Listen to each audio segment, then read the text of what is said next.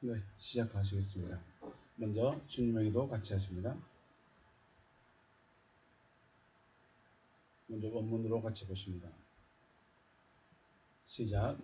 파텔 헤몬 호 엔 토이스 우라노이스 하기아스 데토 토 오노마스 엘데토 에 바실레이아스 게네데토 토 델레마스 호스 엔 우라논 카이 에피테스게스 톤 알톤 헤몬 톤 에피우시온 도스 에민 세메론 카이 아페스 헤민 타 오펠레마타 헤몬 호스 카이 헤메이스 아페이에멘 토이스 오펠레이타이스 헤몬 카이 메 에이세넨케스 헤마스 에이스페이라스몬 알라 울사이 헤마스 아포투 포네루 포티 소 에스틴 해 바실레이아 카이 해 두나미스 카이 해 독사 에이스투스 아이오나스 아멘. 아멘.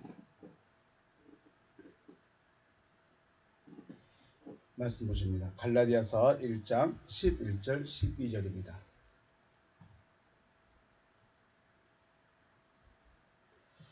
갈라디아서 1장 11절과 12절 말씀 두 절만 보시겠습니다. 봉독합니다. 형제들아 내가 너희에게 알게 하노니 내가 전한 복음은 사람의 뜻을 따라 되는 것이 아니니라. 이는 내가 사람에게서 받은 것도 아니요 배운 것도 아니요 오직 예수 그리스도의 계시로 말미암은 것이라. 아멘. 할렐루야. 주님의 이름으로 축복하고 사랑합니다. 모든 사람을 구원하기를 원하시는 하나님께 감사드립니다. 하나님의 사랑이 없었다면, 하나님의 사랑이 아니시라면 하나님과 나는, 또 하나님과 우리 한 사람 한 사람은 아무런 상관이 없는 사람일 수도 있었지만, 하나님은 사랑이시기에 모든 사람이 구원에 이르기를 원하시고 또 구원의 길을 열어 놓으신 줄로 믿습니다. 그 은혜 감사합니다. 사람이 보기에 착하기도 하고 또 선하기도 하고 정직하기도 하고 또 거꾸로 반대로 악한 자도 있을 수 있겠지만, 그럼에도 하나님은 모든 사람을 구원하시기를 원하신다는 것입니다. 제가 구원이라는 것을 얻는다면 혹이나 반대할 사람이 있을 수도 있겠죠. 저런 사람이 구원을 얻어? 저런 사람이 천국에 가? 그럴 수도 있겠지만, 사람의 의견과 상관없이 하나님은 믿는 자를 구원하신다는 것입니다. 악한데 정말 사람이 보기에는 어떻게 저런 사람이 천국에 갈 수 있을까라고 말할 수 있지만, 하나님의 입장에서는 믿는 자라면 구원에 이르게 하신다는 것입니다. 물론 구원에 이르게 되면 새 사람이 되겠죠. 새 사람이 된다는 것은 단순히 내 옛날 행적을 다 지워버리고 없었던 걸로서로 다 지워버리고 새롭게 살아간다는 것도 있겠지만, 물론 과거는 불편할 수도 있는데 그런 삶을 이제는 살지 않게 되기도 한다는 것이죠. 어떻게 저런 사람이 구원 받을 수 있겠느냐? 어떻게 저런 사람이 천국에 갈 수 있겠느냐? 어떻게 저런 사람이 믿음의 사람이냐? 사람이 될 수 있겠느냐? 할 수 있겠지만, 거꾸로 생각하면 그런 사람이 구원에 이르고 또 하나님의 자녀가 된다는 것 자체가 하나님의 은혜가 더 큰 것이죠. 그래서 더 크신 은혜가 되어버리는 것이죠. 오히려 악한 자가, 오히려 부족한 자가, 오히려 내어놓을 것이 아무것도 없는 그 사람이 하나님의 구원을 받는다면 오히려 하나님이 하나님 되심을 더 나타낼 수 있는 것이라 생각할 수도 있습니다. 그래서 우리는 사람을 보고 판단할 것이 아니라 하나님이 누구를 구원하고 어떤 일을 구원하고 또 구원받은 자의 삶은 어떻게 되는가에 대해서 관심을 가져야 되지 않을까 생각을 해보게 됩니다. 사무엘상 16장 7절에 여호와께서 사무엘에게 이르실 때 그의 용모와 키를 보지 말라. 내가 이미 그를 버렸노라. 내가 보는 것은 사람과 같지 아니하니 사람은 외모를 보거니와 나 여호와는 중심을 보느니라 하시더라. 아멘. 사무엘이 다니엘에게 다윗에게 기름 붓기 위해서 다윗의 집에 방문했을 때 이야기죠. 사람이 사람을 바라볼 때는 보이는 모습과 능력 또는 과거의 행적을 보고 판단하지만, 여호와 하나님은 사람의 마음을 보고 판단하신다라고 하십니다. 사람의 마음을 보신다는 것은 그 마음에 무엇이 있는가를 보시겠다는 것이죠. 네. 제 성향이나 제가 좋아하는 것, 제가 살아온 과거들은 무시할 수는 없겠지만 그 중심에 무엇이 있느냐, 그 중심에 정말 하나님을 찾고자 하는 것이 있느냐, 이것을 보신다는 것이죠. 12절 말씀 보면 이에 사람을 보내어 그를 데려오매 그의 빛이 붉고 눈이 빼어나고 얼굴이 아름답더라. 여호와께서 이르시되 이가 그니 일어나 기름을 부으라 하시는지라. 네, 다윗을 데려왔죠. 다윗이 이제 사무엘 앞에 나타났는데 사무엘이 다윗을 보니 그의 빛이 붉고 눈이 빼어나고 얼굴이 아름답더라. 분명히 하나님은 난 사람을 외모로 보지 않는다 하셨는데 다윗을 보니까 너무 아름답게 생긴 겁니다. 네, 그렇게 딱 봐도 이목구비가 뚜렷하고 잘생긴 정도를 넘어서 아름답다고까지 말씀하시네요. 엘리압을 보고도 멋있다, 잘생겼다, 키가 크다, 멋있다 했는데 그보다 더 빼어났다라고 말합니다. 그런데 그 앞에 그의 빛이 붉고 눈이 빼어나다라고 하십니다. 왜 사람을 택하시는데 이런 표현을 하셨을까? 원문에는 그 사람이 붉다라고 표현하고 있습니다. 빛이 붉다라고는 무슨 글쎄요. 우리 번역할 때 우리 말에 들어간 것 같고 원문에서는 빛이라는 말을 넣고 그 사람이 붉다라고 표현하십니다. 붉다라는 말은 하나님께서 처음 만드신 사람인 아담의 이름의 뜻이기도 하죠. 그래서 하나님께서 소년 다윗을 만났을 때 아담처럼 보이지 않으셨을까? 그러니까 에덴 동산에 있었던 그 아담의 모습, 말씀만 가지고 있고 범죄하지 않는, 아직 하나님을 떠나지 않는 그 상태의 모습이 아니셨을까라고 생각을 해보게 됩니다. 그래서 사도행전 13장 22절에서는 사울을 패하시고 다윗을 왕으로 세우시고 증언하여 이르시되 내가 이새의 아들 다윗을 만나니 내 마음에 맞는 사람이라 내 뜻을 다 이루리라 하시더니, 네. 다윗은 이런 사람입니다. 하나님의 마음에 맞는 사람이었습니다. 하나님의 마음에 맞는다는 것은 중심이 하나님을 향했다는 거겠죠. 눈이 빼어나라는 말씀의 의미는 좋은 것만 볼 수 있다는 것인데, 좋은 것이라고 한다면 사람이 좋게 보이게 좋은 것이 아니라 영적인 것을 볼 수 있는 자라는 의미가 아닐까 생각해 봅니다. 눈이 빼어나다, 눈이 잘 본다. 네. 무엇을 볼 수 있을까요? 다윗의 일생에서 우리아의 아내 밧세바 사건 외에는 하나님의 말씀을 벗어난 적이 없다 할 정도로 다윗은 그 중심에 하나님이 계셨습니다. 하나님이 계셨고 또 말씀이 있었습니다.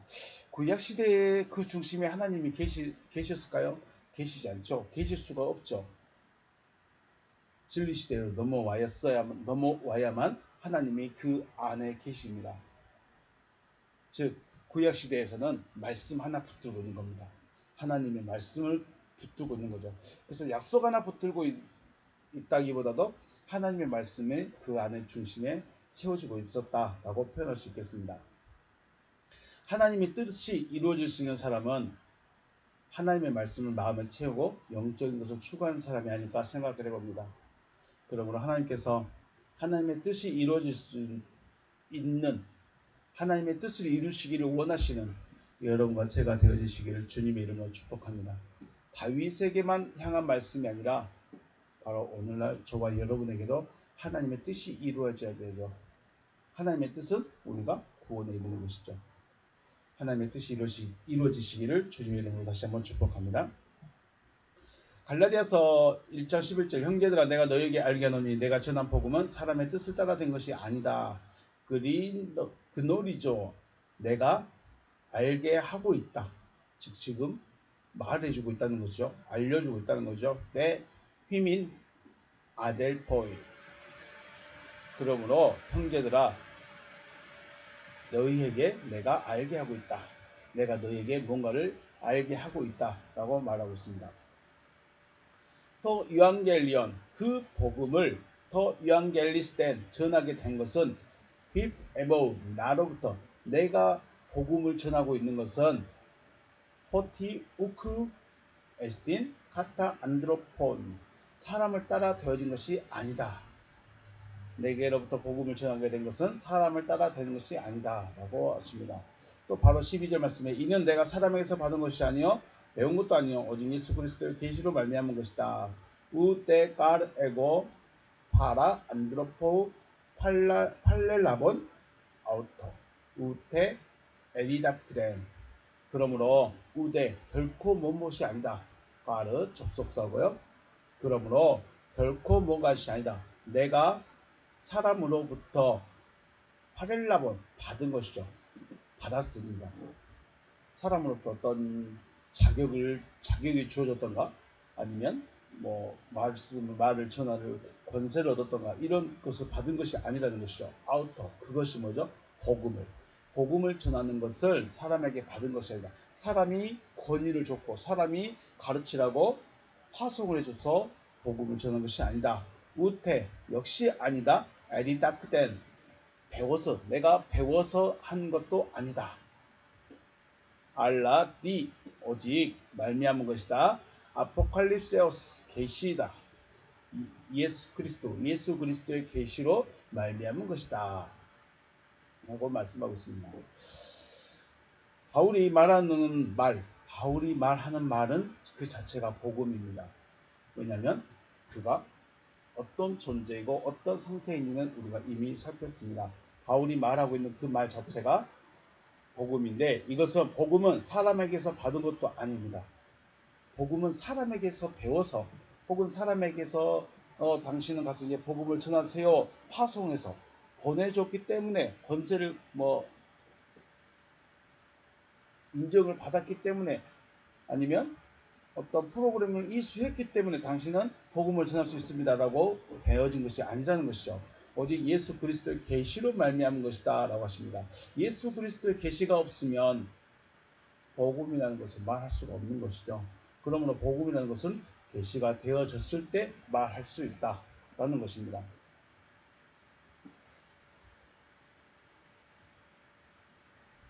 계시를 말하면서 컵에 무엇이 들었는가 우리 살폈죠. 컵에 든 내용을 계속해서 비유로 말씀드렸습니다. 계시라는 것은 컵 안에 들어있는 것을 컵의 뚜껑을 열고 그것이 무엇인지 보고 그것을 내가 마셨을 때 내가 계시를 받았다라고 표현을 했습니다. 그런데 제 옆에 계신 분이 이런 말을 합니다. 그러면 사람들이 컵에 든 것이 무엇인지 관심을 가질 수 있을까요? 네. 여러분은 이 컵에 든 것이 무엇이 들었을까 관심이 가진가요? 관심을 가지고 계신가요? 저도 사람이 목이 말아서 물을 마시는지 커피를 마시는지 주스를 마시는지 차를 마시는지 관심을 가지고 계실까요? 또 여러분도 마시고 싶어 하실까요? 그러면 또 한 가지 제가 생각합니다. 어떻게 해야 관심을 가질 수 있을까? 어떻게 하면 저 사람들이 여러분들도 이것을 마시고 싶어 할까? 이걸 어떻게 해야 할 것인가? 고민을 하겠습니다. 물론 저는 당연히 관심을 가질 것이라 생각했지만 생각해보니까 관심이 없는 사람이 있을 수 있고 그다지 필요를 느끼지 못하는 사람도 있을 것이다 라는 것이죠. 자, 여러분이 앉아있지만 컵은 여기에 있습니다. 그런데 컵이 있는지 없는지 모르는 사람도 있을 것이고 컵은 보는데 무엇이 들었는지 관심도 없는 사람도 있을 것이고 그래 커피가 들었던 물이 들었던 차가 들었던 주스가 들었던 나는 안 마셔. 나는 마실 필요가 없어. 갈증나지 않아. 네, 그렇다는 거죠. 여러분 어떻게 생각하십니까? 계시라는 것이 모든 사람은 계시를 받아야 됩니다. 저만 받아서 되는 것이 아닙니다. 여러분 앞에 각자의 컵이 있습니다.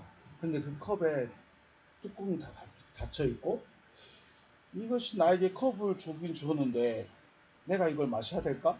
이 안에 무엇이 들었을까? 여러분 어떻게 보고 계십니까? 여러분에게 컵이 주었다면 여러분에게 각자에게 컵이 하나씩 주어지고 뚜껑이 덮여져 있다면 여러분은 관심을 가지시겠습니까? 그래서 제 옆에 계신 분은 사람들이 컵에 든 내용물에 관심을 가지게 하려면 내가 확인하고 마셔보고 말을 해주는 것으로 끝나는 것이 아닐 수도 있겠다라고 말을 하더라고요. 그래요. 저는 뚜껑을 열어서 내용물을 확인하고 마셨습니다. 아, 이거 커피구나. 이건 커피입니다라고 말할 수 있어요. 그런데 말은 해줬는데 여러분은 난 커피 싫어해요. 난 커피에 관심 없어요. 그러면 아무도 컵에 든 것에 대해 관심을 가지지 않는다는 거죠. 결국 커피를 마셨다면 커피 향을 맡을 수 있도록 해줘야 돼요. 아, 향기를 맡아보니까 나도 그 커피 한번 마셔보고 싶다. 물을 시원한 냉수를 마시니까 나도 내 목을 좀 시원하게 축이고 싶다. 주스를 마시니까 나도 새콤한 걸 마시고 싶다. 이런 걸 느낄 수 있게 해줘야 되지 않겠느냐. 즉 컵에 든 내용을 마신 삶의 모습을 보여줘야 된다는 거죠. 그래야 나도 저거 한번 마셔보고 싶다. 나에게 주어진 이 컵에 무엇이 들었는지 나도 확인하고 나도 마셔보고 싶다. 이런 마음을 가질 수 있게 해줘야 된다는 것이죠.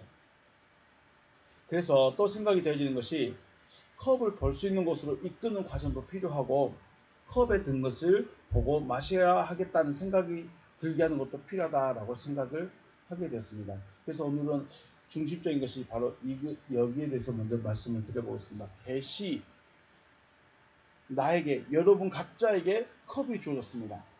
그리고 그 컵은 뚜껑으로 덮여져 있습니다. 저만 열 수 있습니다.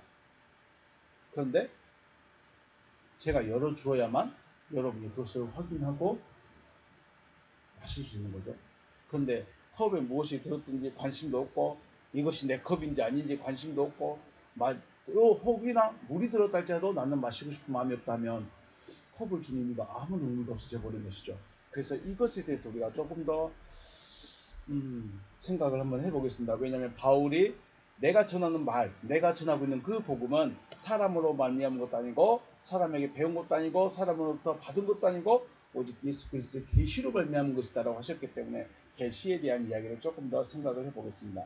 이러한 일련의 과정, 즉 컵을 받는다든지 그리고 그 안에 무엇이 들었는지 궁금해한다든지 또 마셔보고 싶다든지 그리고 그걸 느낀다든지 이런 일련의 과정을 교회라는 장소에서 모임을 통해 가질 수 있어야 된다는 거죠. 왜 여러분 교회로 오십니까?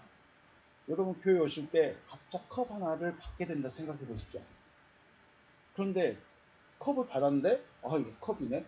오늘은 좀 크네. 오늘은 작네. 저 사람은 금태가 둘렸네. 저 사람은 그림만 있네.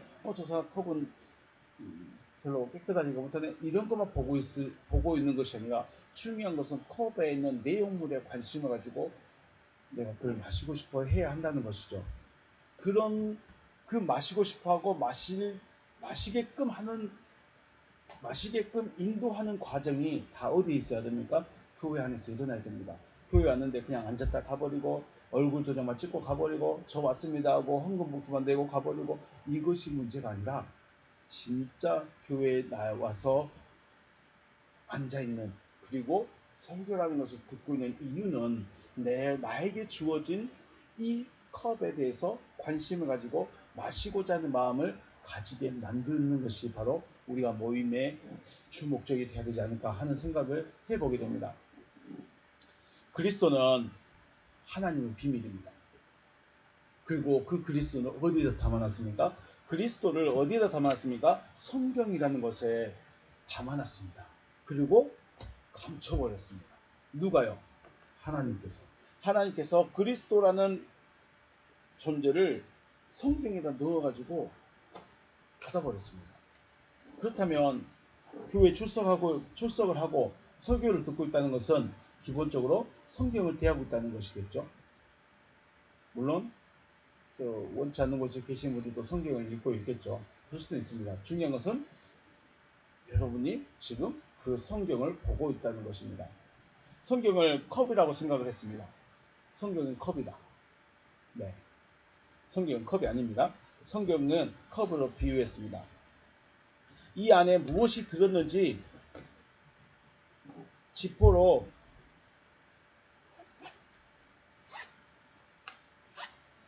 잠궈 놓고 있으면 궁금해해야죠. 여기 무엇이 들었지? 여기 무슨 내용이 들었지? 그리고 이걸 왜 나에게 주셨지? 라는 것에 대해서 궁금증을 가져야 되고 의문이 아니라 궁금증과 이걸 해소해 나가야 되겠죠. 그걸 누가 해줘야 됩니까? 그래서 앞에 있는 인도자가 설교라는 것을 통해서 관심을 가지게 만들어야 되겠죠. 컵만 들고 컵만 보고 있으면 그 안에 무엇이 들어있는지 알 수 없는 것처럼 성경만 보고 있으면 성경이 무엇을 말하고 싶었는지를 알 수가 없다는 것입니다. 성경은 누구에 대해서 말합니까? 성경은 하나님의 아들에 대해서 말씀하십니다. 그러면 하나님의 아들이 그리스도신 예수로 끝나버렸느냐? 이제 여기서부터 가장 큰 문제가 생기는 겁니다. 그러면 그리스도 예수가 어떻게 나타났느냐? 그리스도 예수가 어떤 과정을 통해서 나타났는가? 그리고 그 예수가 나와는 무슨 관계가 있는가? 왜 그리스도 예수에 대한 이야기를 나에게 이렇게 하고 있을까? 그 중심적인 내용을 찾아내야 되겠죠. 하나님의 아들, 성경은 하나님의 아들에 대해서 말씀하고 있고 하나님의 아들은 생명을 가진 자이고 생명을 나누어 줄 수 있는 권세를 가진 자입니다. 병을 고치고 기적을 보여주고 능력을 행하고 위로해주고 손잡아주고 보듬어주고 이러려고 하나님의 아들이 되어주는 것이 아니라 하나님의 아들이 되어진 권세, 하나님의 아들이 되는 것은 생명을 나눠주는 권세를 가진 것입니다.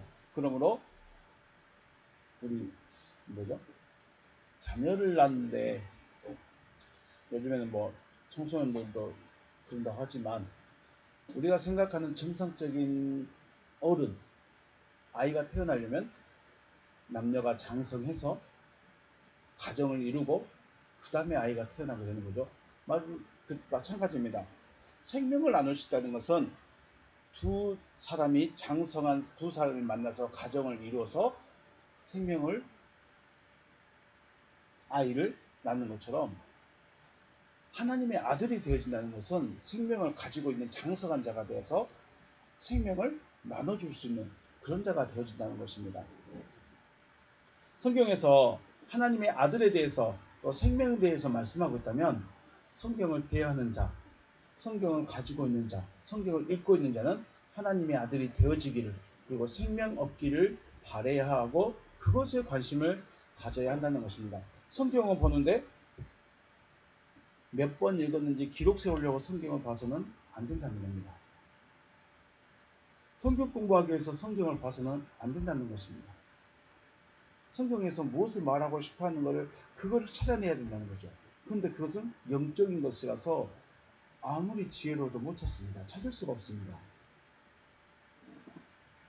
바울이 말하죠. 나는 유대인으로 길리기아의 다소에서 났고 이 성에서 자라 가말리엘의 문화에서 우리 조상의 율법에 엄한 교육을 받았고 오늘 너희 모든 사람처럼 하나님께 대하여 열심히 있는 자다. 네, 사도 바울이 되기 전 사울의 존재의 모습이죠.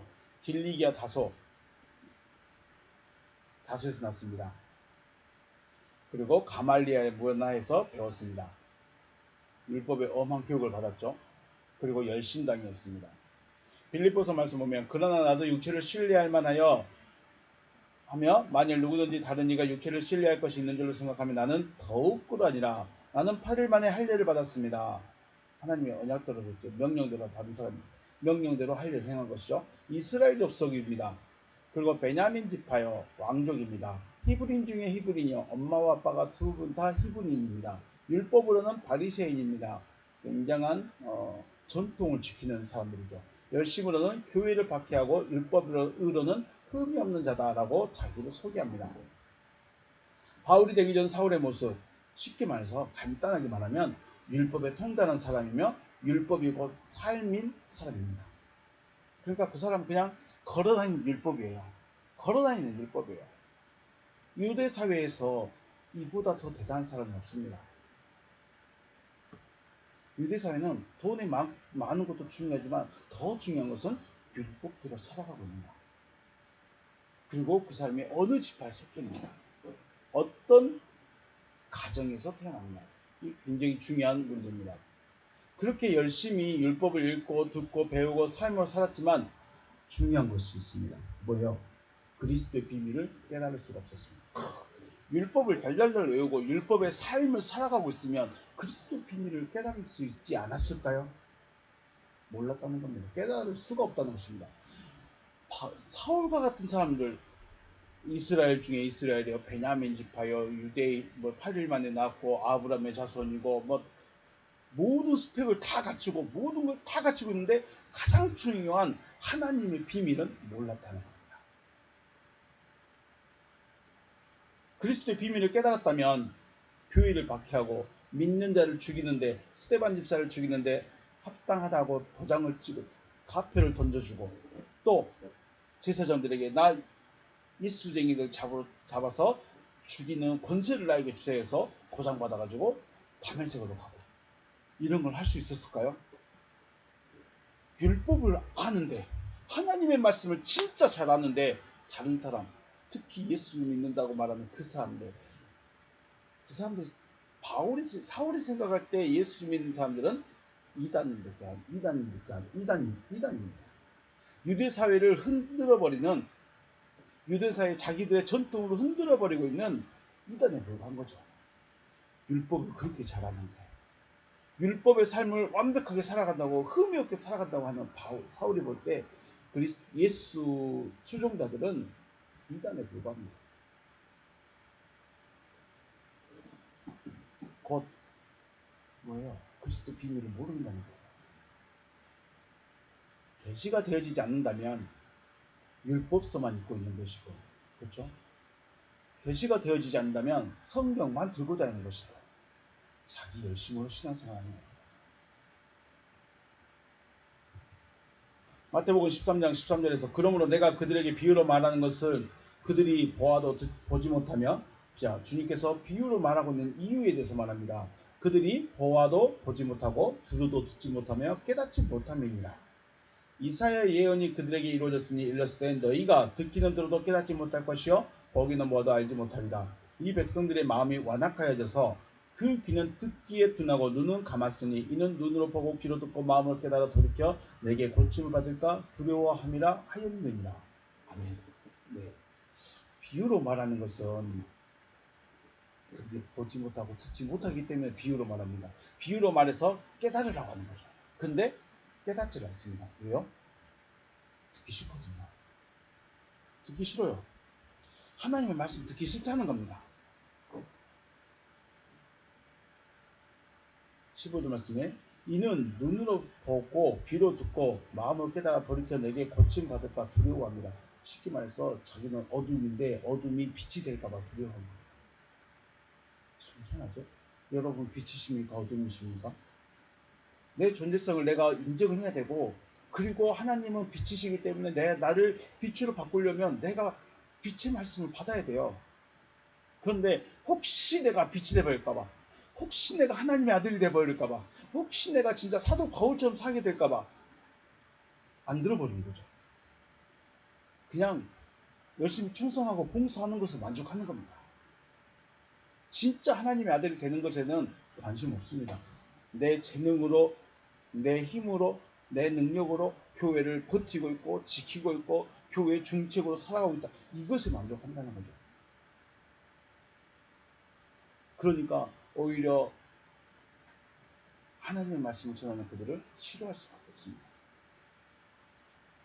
그런데 여기서 더 중요한 건 이들이 누구라고요? 유대인들이에요. 아브라함의 자손이라는 겁니다. 자타공인 하나님의 백성들. 그들이 그러는 겁니다. 이사야서 29장 9절 말씀에 너희는 놀라고 놀라라. 너희는 맹인이 되고 맹인이 되라. 그들의 취함이 포도주로 말미암음이 아니며 그들의 비틀거림이 독주로 말미암음이 아니니라. 대저 여호와께서 깊이 잠들게 하는 영을 너희에게 부어주사 너희의 눈을 감기셨으니 그가 선지자들과 너희의 지도자들인 선견자들을 덮으셨음이라. 그러므로 모든 계시가 뭐가요? 모든 계시가 너희에게는 봉한 책의 말처럼 되었으니 그것을 글 아는 자에게 주며 이르기를 그대에게 청하노니 이를 읽으라면 그가 대답하기를 그것이 봉해졌으니 나는 못 읽겠노라 할 것이요 또 그 책을 글 모르는 자에게 주며 이르기를 그대에게 청하노니 이를 읽으라 하면 그가 대답하기를 나는 글을 모른다 할 것이니라. 아멘. 무서운 말씀입니다. 성경을 아무리 백독을 해도 하나님께서 깨닫게 해주지 않으면 성경만 모릅니다. 비밀을 모릅니다. 성경 자체가 비밀이 아니라 성경 안에 비밀을 숨겨놨습니다. 그런데 그 비밀을 하나님이 덮어놨기 때문에 하나님이 열어주시지 않으면 달달달 외우고 있어도 비밀을 모릅니다. 알 수 없다는 거예요.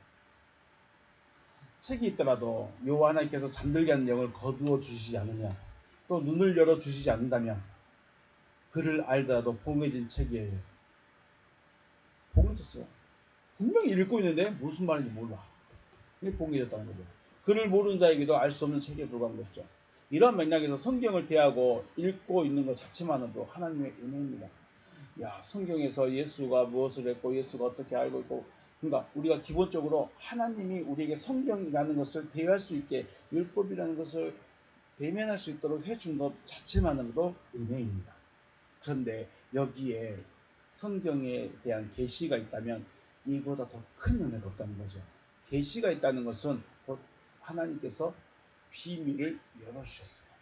그래서 깨닫게 해주시고 어떻게 해야 되는지 알게 해주시고 이끌어가 주신다는 거죠. 어디로 이끌어갑니까? 거룩이라는 곳으로 이끌어갑니다. 그런데 계시가 없으면 거룩이라는 단계로 못 올라갑니다. 왜냐하면 글만 보고 있기 때문에. 왜 가장 큰 은혜가 바로 계시가 있으면 가장 큰 은혜냐? 성경은 하나님의 아들에 대해서 또 생명에 대해서 감춰놓은 책이며 감춰진 것을 깨닫게 하기 위해서는 하나님의 계시가 필요한데 그 계시를 해주기 때문에 가장 큰 은혜라는 것입니다. 어찌하여서 유대인, 즉 이스라엘 백성들은 율법서를 가지고 있는데 계시가 없었을까요? 왜 하나님이 열어주지 않았을까요? 하나님이 지키라고, 하나님이 행하라고, 하나님이 말씀해 주신 그 율법의 비밀을 왜 이스라엘 백성들에게는 알려주지 않았을까요? 마태복음에서 말씀하신 것처럼 그들의 마음이 완악하기 때문입니다. 완악합니다. 마음이 완악하다는 것은 단순히 살인의 마음을 가지고 있고, 도둑질의 마음을 가지고 있고, 사기와 같은 마음, 사기치고자 하는 마음을 가지고 있어서 완악한 것이라는 마음보다도, 물론 그것도 좋은 마음은 아니겠지만, 중요한 것은 하나님께 대하여 전혀 관심이 없다는 것입니다. 하나님께 관심이 없는 것입니다. 마음이 완악하다는 것은 하나님께 관심이 없는 겁니다. 이스라엘 백성입니다. 하나님께 관심이 없어요. 여러분 하나님께 관심 있습니까? 하나님께 관심 있습니까? 아브라함의 자손이라고 말하는데 아브라함의 자손이 되어지는 것에 대해서 관심이 없습니다. 분명 그들은 자기가 스스로 아브라함의 자손이라고 말합니다. 우리는 아브라함의 자손이다. 우리 아버지는 아브라함이다. 라고 말합니다. 그들은 태생 자체가 아브라함의 자손이라고 자부하지만 주님은 그들 향해서 뭐라고 합니까? 너희는 아브라함의 자손이 아니다. 너희 아비는 누구다?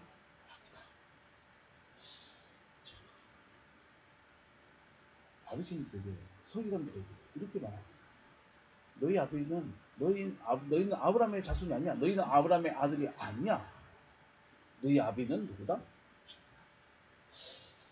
여러분의 아버지는 누군가요? 하나님이신가요? 하나님이 아버지시라면 하나님으로부터 나음을 받아야 돼요. 하나님으로부터 나음을 받지 않았다면 하나님의 아버지가 아니거든요. 그런데 우리는 교회만 나오면 하나님 아버지라고 불러요. 기도할 때 아버지라고 불러요. 나음 받았으셨습니까? 나음을 받으셨습니까? 나음을 받았으면 하나님의 말씀에 귀를 기울일 수밖에 없어요. 나음을 받은 자는 하나님의 말씀만 전할 수밖에 없어요. 나음을 받은 자는 비밀을 깨달은 자예요. 나음을 받은 자는 거듭난 자예요. 물론 성장이라는 과정도 필요하긴 합니다. 바울도 율법에 대해서는 둘째 하라면 서러울 정도로 박식하고 해박하였다 할지라도 계시가 되어지기 전에는 하나님도 모르는 상태. 나는 하나님 알아. 나는 율법을 알아. 나는 하나님을 알아 해서 하나님 편에 서서 열심히 예수를 믿는 자를 죽였지만 뒤돌아보니까 그게 뭐였어요? 그게 하나님을 죽이는 거였죠. 그게 하나님을 죽이는 것입니다. 나는 하나님 편에서 하나님을 위해서 예수 믿는 자를 죽일 거야. 근데 그게 하나님을 죽이는 거였어요. 그리스도도 모르는 상태. 그리스도가 누구예요? 그리스도가 기름 부음 받는 자죠. 기름 부음 받는 자. 기름 부음 받는 자가 예수로 끝나버리면 우리는 기름 부음을 못 받는 겁니다. 여러분, 그리스도는 기름 부음 받는 자란 거예요. 그런데 우리는 성령의 기름 부음 받기를 기름 부어 주옵소서라고 말하는데, 내가 성령의 기름 부음 받으면 어떻게 해요? 내가 그리스도가 되어버리는 거예요. 그래서 그리스도를 예수로 끝내버리면 안 된다는 겁니다. 왜 그럼 우리는 지금 성령으로 나에게 기름 부어달라고 찬양도 하고 노래도 하고 기도도 하고 있습니까? 나에게 기름 부어달라는 것은 내가 나를 그리스도로 세워주라는 거예요.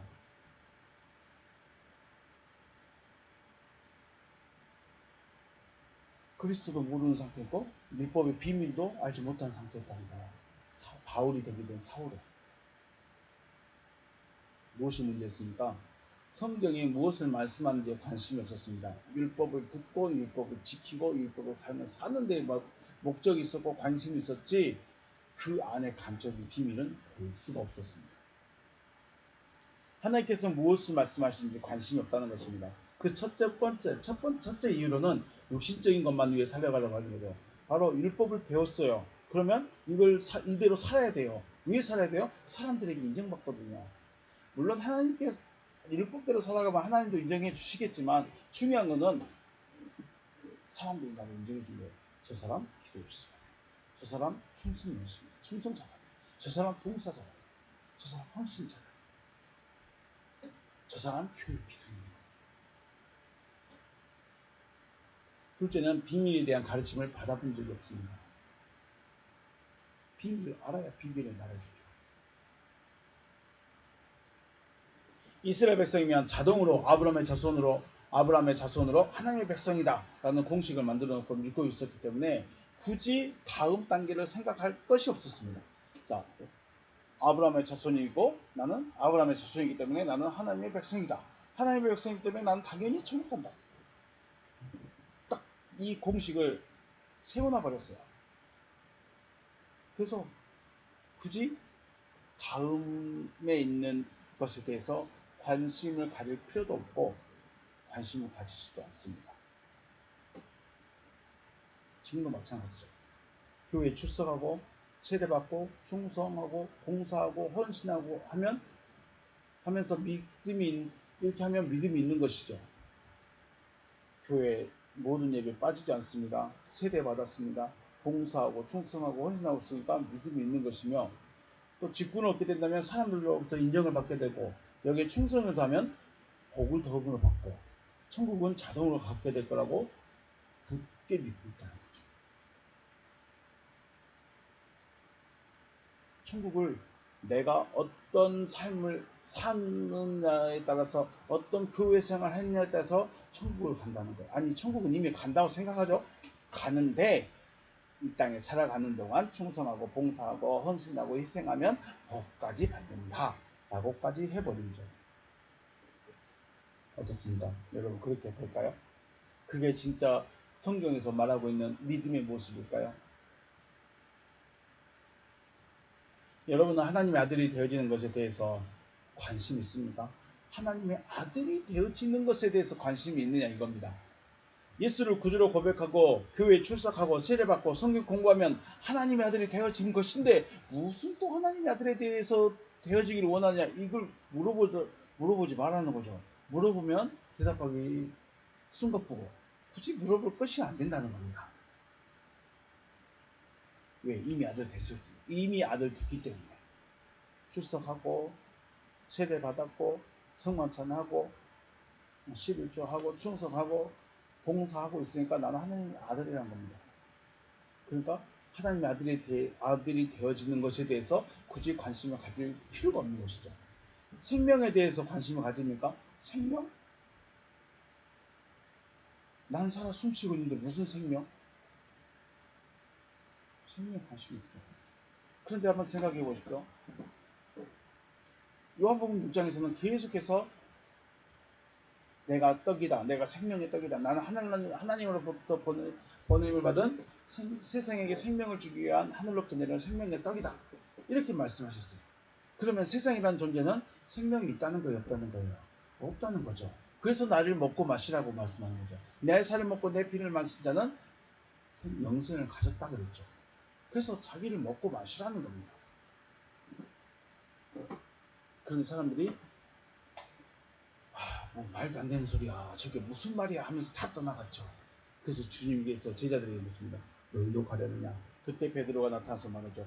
주여, 생명의 말씀이 계시오니 우리가 누구에게 갑니까? 대단한 고백입니다. 베드로가 공부 안 해서 베드로가 맨 오부일만 해서 우리는 무식하다고 말하지만 인간적으로는 학벌이 없을 수 있습니다. 그런데 중요한 게 뭐예요? 하나님의 비밀을 들어버렸어요. 하나님의 비밀을 들을 수 있는 귀가 생겨버렸어요. 그리스도이신 예수께서 하는 그 말이 생명이라는 걸 알아버렸어요. 생명이라는 걸 알았다는 건 뭐예요? 내가 죽었기 때문에 뭐가 필요한 거예요? 생명이 필요하고 당신이 생명을 지금 계속 말해주고 있으니까 나는 당신 다른 데서는 생명을 얻을 수 없으니까 난 당신께만 있겠습니다. 바로 베드로의 고백입니다. 대단한 고백입니다. 우리는 살아있기 때문에 교회 다니기 때문에 뭐 예수 고백하면 뭐 방언 기도하면 생명 얻은 것이다. 아니요. 글쎄요. 성경은 아들이 되어져라 하시는데 생명을 얻으라 하시는데 아들이 되어졌는데 무슨 또 아들이 되어집니까? 생명 살아서 숨쉬고 열심히 활동하고 있는데 무슨 생명을 얻습니까? 그러니까 관심이 없는 겁니다. 왜 컵에 관심이 없습니까? 나도 갖고 있거든요. 나도 갖고 있어요. 그런데 그것이 하나님이 준 것인지 진짜 그 안에 무엇이 들어있는지 관심이 없다는 것입니다. 우리가 왜 믿어야 되죠? 왜 우리가 믿어야 합니까? 하나님이란 이 신은 이스라엘 백성들의 신입니다. 유대인들의 신이에요. 그런데 왜 우리 민족에게, 지금의 나에게, 한참 멀리 떨어진 나에게 그리스도라는 이름을 들려주고 하나님이라는 이름을 들려주고 그리고 우리에게 믿으라고 요구하고 있을까요? 그리고 왜 믿고 있을까요? 우리의 근본은 땅입니다. 우리의 근본은 땅이에요. 나의 근본이 땅이라는 것은 하나님으로부터 벗어난 존재예요. 하나님과 상관이 없는 존재라는 겁니다. 그래서 죽어있는 존재예요. 하나님은 생명이시고 하나님과 상관이 없는 존재는 죽어있는 존재예요. 죽어있다는 것은 생명이 없는 존재라는 것입니다. 이러한 상태의 존재가 바로 동방의 에덴 동산에서 쫓겨난 아담의 상태입니다. 에덴 동산에서 쫓겨난 아담의 상태가 죽은 상태, 생명이 없는 상태입니다. 물론 생명이 없는 것은 이미 에덴 동산 안에 있었어도 그 상태이긴 하지만 희망이 없는 상태가 바로 에덴 동산에서 쫓겨나 버린 거죠. 쫓겨난 아담이 무엇을 바라고 있었을까요? 에덴 동산 안에 뭐가 있었습니까? 생명나무가 있었습니다. 물론 생명나무 옆에든지 어디든지 간에 선악을 알게 한 나무가 있었습니다. 있기도 하지만 그것은 안 먹으면 됐고 그 옆에 뭐가 있어요? 생명나무가 있다는 겁니다. 이거 먹어야 되는 거죠. 이거 먹으려면 어디로 가야 돼요? 다시 에덴 동산 안으로 들어가야 되는데 두루두루는 화양검 때문에 못 들어가고 있었습니다. 그런데 들어갈 수 있는 방법이, 들어갈 수 있는 길이 생기는 것이죠. 믿음의 시작을 삶의 복에 맞춰서 가르침을 받았습니다. 우리는 기본적으로 예수 믿으면 맞습니다. 예수 믿으면 축복합니다. 예수 믿으면 다 잘 됩니다. 예수 믿으면 자녀가 잘 됩니다. 예수 믿으면 건강해집니다. 네. 우리 믿음의 시작을 여기서부터 시작을 했습니다. 시작이 육신의 복에 맞춰져 있기 때문에 하나님에 대한 믿음이 생길까요? 안 생길까요? 생길 수가 없는 것이죠. 그리고 시작을 육신의 복에 대해서 맞춰놨기 때문에 모든 설교가 육신의 복에 맞춰져 있습니다. 어쩔 수 없죠. 육신의 복이 아니라 영적인 것, 알아듣지도 못할 그 말을 하고 있으면 재미없습니다. 사람의 가르침으로 가득 차버려서 하나님의 말씀을 오히려 믿지 못할 말이 되어버리죠. 잘 생각해 보십시오. 왜 유대인들, 바리새인들, 서기관들, 제사장들, 율법사들이 예수의 말을 안 들었을까요? 들었는데도 귀를 씻어버렸을까요? 이 사람들은 사람의 가르침으로 가득 차 있습니다. 하나님의 말씀을 가지고 있는데도 하나님의 말씀을 못 듣는 자들. 율법을 가지고 있는데 율법을 배우고 있고 듣고 있고 행하고 있고 살고 있는데 하나님의 말씀을 못 듣습니다. 왜요? 사람의 가르침으로 가득 차 있습니다. 결국은 일점만 보고 있었다는 것이죠. 바울이 그러했습니다. 율법을 가지고 있고 율법의 삶을 살아가고 있었고 누구보다도 하나님을 사랑한다고 자부하였지만 정작 하나님을 알지 못하고 하나님의 비밀은 깨닫지 못한 사람이었습니다. 왜요? 계시가 없습니다. 그래서 사람에게서 받은 것도 아니고 사람으로부터 배운 것도 아니다. 오직 예수 그리스도의 계시로 말미암은 것이다. 예수께서 열어주시니까 그게 깨달아졌다는 겁니다. 예수 그리스도께서 열어주지 않았다면 알 수 없다는 것입니다. 여전히 예수 핍박했겠죠. 바울이라는 엄청난 인물이 나타나지 않았겠죠. 컵에 든 것이 관심이 없다면, 더 쉽게 말해서 성경이 무엇을 말하는지에 대해서 관심이 없다면, 컵에 든 것, 성경에 무엇 관심을 가지게 하지 못하고 있다면, 자, 성경을 들고 있는데 궁금한데 그냥 읽으세요. 많이 읽으셨죠? 정해진 계획표대로 다 읽으셨죠? 이것만 하고 있다면, 그리고 성경이 무엇을 말하는지 말해주지 못한다면 우리는 비밀을 모르는 자들입니다. 성경만 모릅니다. 하나님의 비밀은 하나님이 열어주셔야 합니다. 설교를 들었다고 해서 또 성경을 배웠다고 해서 언어 공부를 한다고 해서 되어지는 것이 아니라는 것입니다. 하나님께서 열어주셔야 하고 깨달아지게 해주셔야 깨달아져야 하고 나가 되어져야 합니다. 여기가 가장 중요합니다. 나가 되어져야 합니다.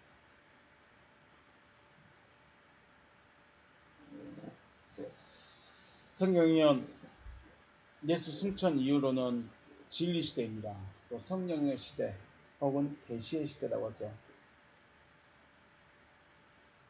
시대는 흘러가는데 여전히 애굽에서 혹은 광야에서 머물러 있다면, 애굽에 있으면서 광야에 있으면서 하나님을 섬긴다고 한다면 하나님의 뜻이 이루어질 수 있을까요? 하나님의 뜻은 거룩해지는 겁니다. 거룩해지기 위해서 애굽에서 나왔고 광야를 지났고 가나안에 들어간 겁니다. 가나안에서 거룩의 단까지 올라가야 되겠습니다. 하나님의 뜻이 이루어질 수 있는 여러분과 제가 되어주시길 주님의 이름으로 축복합니다. 여러분에게 각자에게 성경이 있습니다. 정말로 대단한 것이 한글로 성경이 우리에게 주어졌습니다. 물론 언어가 있다면 더 좋겠지만 어쨌든 우리에게는 하나님의 말씀이라고 하는 그것을 가지고 있습니다. 그렇다면 여기에서 우리는 하나님께서 감춰둔 비밀을 찾아야 됩니다. 그리스도를 발견해야 됩니다. 이것은 하나님이 열어주시지 않으면 절대로 열려질 수가 없다. 사람은 아무리 단어 하나하나 찾아봐도 언어 공부를 해도 하나님이 그 비밀을 열어주지 않으면 알 수가 없습니다. 물론 그건 저도 마찬가지입니다. 그래서 우리는 하나님께 비밀을 알게 해주시라고 구해야 되는 것입니다. 여러분, 우리는 뭘 구해야 됩니까? 계시를 해주시라고 구해야 됩니다. 예언해달라는 게 아니라 계시해 주시라고, 열어주시라고. 그래야 그 다음을 내가 갈 수 있습니다. 아유, 안 열어주시면 말지, 그냥 앉아있다 가지. 그러면 좋습니다. 하나님의 비밀을 깨달을 수 있는 여러분과 제가 되시기를 주님의 이름으로 축복합니다. 여러분의 것이 되시길 바라겠습니다. 비록 컵이라고 비유했지만 여러분에게는 성경도 있고 설교도 듣고 있습니다. 그것들이 하나하나의 컵입니다. 그 안에 무엇을 말하고 있는지, 무엇이 들어있는지 여러분들이 발견하고 여러분들이 깨닫고 여러분들 것이 되어야 됩니다. 여러분들이 되어야 됩니다. 그것이 하나님의 계시가 되어졌을 때 되어질 수 있다는 것입니다. 여러분에게 이런 큰 의미가 임하시기를 주님의 이름으로 축복합니다. 여기서 마치겠습니다. 수고하셨습니다.